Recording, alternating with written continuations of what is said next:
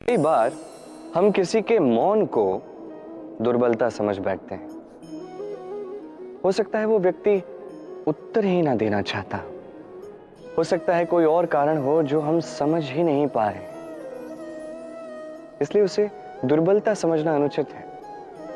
देखो तो ये विशाल सा सागर, ये भी मौन है, शांत है, किंतु जब ये रौद्र रूप धारण कर लेता है तब क्या होता है? समस्त संसार को विनाश की कगार पर ले आता है, प्रलय मचा देता है। इसलिए किसी की सहन शक्ति को दुर्बलता कभी मत समझिए, क्योंकि यदि ये मौन स्वयं को तोड़ने पर आ गया तो ये विनाश की हर सीमा को भी तोड़ सकता है। तो इस मौन को सदैव समझिए, इसका सम्मान करना सीखिए।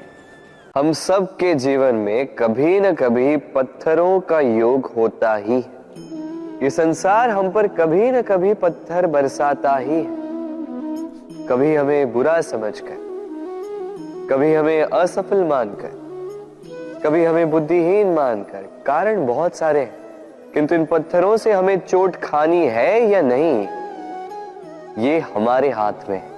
या तो आप इन पत्थरों से चोट खाकर आंसुओं में डूबे रह सकते हैं, या यदि आप चाहें तो इन पत्थरों से सेतु बनाकर समस्या का सागर पार कर सकते हैं। निर्णय आपका। ये पत्थर प्रतीक है हमारी निंदा का, हमारी आलोचना का।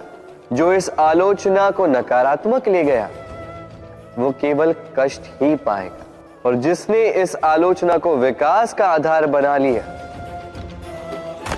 वो सफलता के शिखर चढ़ेगा।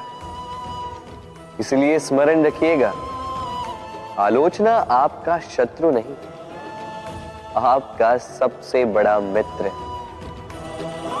प्रेम संसार का सबसे पवित्र बंधन है, पर सच पूछो तो ये बंधन से मुक्ति है, स्वतंत्रता है।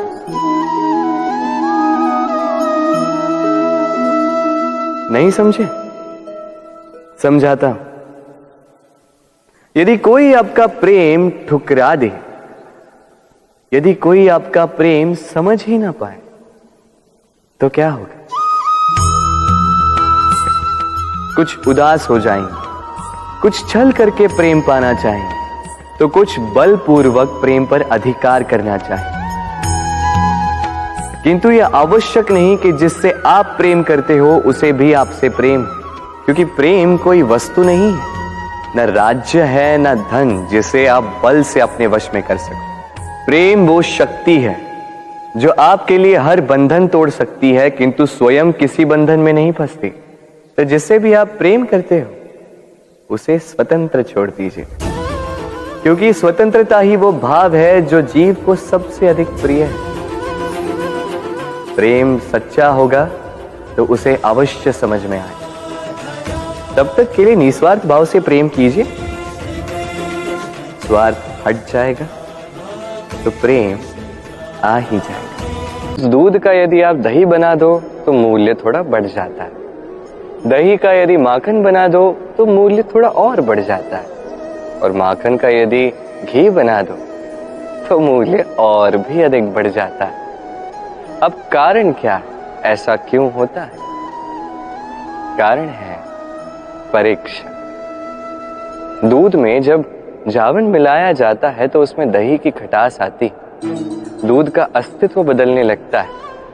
दूध को अपना अस्तित्व बदलने का यह दुख सहना पड़ता है, तब जाके वो दही बनता है, तब जाके मूल्य बढ़ता है। इस दही को मथनी की चोट सहनी पड़ती, तब जाके ये दही माखन बनता है, तब जाके मूल्य बढ़ता है। ये माखन, इस माखन को आंच पर तपाया जाता है, तब जाके ये माखन घी बनता है, और तब जाके इसका मूल्य और भी अधिक बढ़ता है। मनुष्य के साथ भी यही, कर्म करते जाइए, कर्म की परीक्षा में उत्तीर्ण होते जाइए, आपका मूल्य भी बढ़ता जाएगा। हम सबको कभी न कभी तो क्रोध आता ही और आएगा भी। मनुष्य इन्हीं भावों से हम जुड़े हैं। किंतु ये क्रोध क्यों आता है? कभी सोचा है आप? ये क्रोध तब आता है जब हमारे मन के अनुसार कुछ ना हो, जैसे कभी कोई हमारी बात ना माने या कभी हमें पराजय प्राप्त हो जाए। किंतु इन सारी परिस्थितियों में आधार एक ही है कि कहीं ना कहीं, किसी न किसी स्थान पे हम दुर्बल हैं। क्रोध जन्म लेता है हमारी दुर्बलता से और फिर वो हमारी सबसे बड़ी दुर्बलता बन जाता है। यदि क्रोध को वश में न रखा जाए तो भ्रम जन्म लेता है।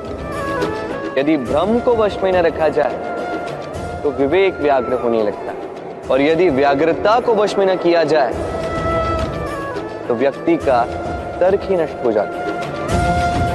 सोचने समझने की शक्ति शून्य हो जाती है और फिर उस व्यक्ति का पतन हो जाता है। इसलिए अपने क्रोध पर वश रखें और अपने मन को शांत होने के लिए करें। इस संसार के दो सबसे शक्तिशाली शब्द हैं मौन और प्रसन्नता। यही सबसे अधिक कठिन भी हैं। अब आप कहेंगे इसमें भला क्या कठिन है? नहीं, समय समय पर स्वयं को मौन रखना अत्यंत कठिन है और उससे भी अधिक कठिन है विकट परिस्थिति में स्वयं को प्रसन्न रखना। किंतु यदि आप ये सीख गए तो यही मौन आपको जीवन में बड़ी से बड़ी समस्याओं से बाहर निकालेगा। यही प्रसन्नता विकट से विकट संकटों से बाहर निकलने की आपको ऊर्जा देगी। में सबसे अधिक महत्वपूर्ण है मन की एकाग्रता। इस संसार में जो भी महान कर्म हुए हैं ये मन की एकाग्रता का ही फल है। आपने कभी देखा होगा अनेक छोटी बड़ी नदियां बहती हैं, इनके सामने एक बांध बनाया जाता है इन सब का संचय करने के लिए। बांध बन गया तो आवश्यकता के अनुसार या मन के अनुसार इसका उपयोग किया जा सकता है। अब ऐसा ही हमारे मन के साथ भी है।